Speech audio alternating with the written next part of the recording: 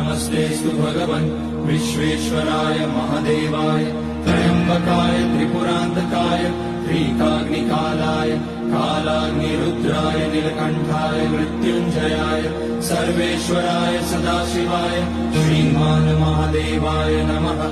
ॐ नमः शम्भवाय च मयोपवाय च नमः शङ्कराय च मयस्कराय च नमः शिवाय च शिवतराय च। ॐ त्र्यम्बकं यजामहे सुगन्धिं पुष्टिवर्धनम् उर्वारुकमिव बन्धनान् मृत्योर्मुक्ष्यमामृतात्। नागेन्द्रहाराय त्रिलोचनाय भस्माङ्गनाय महेश्वराय नित्याय शुद्धाय दिगम्बराय तस्मै नकाराय नमः शिवाय। मन्दाकिनी सलिलचन्दनचर्चिताय नन्दीश्वर प्रमथनाथ महेश्वराय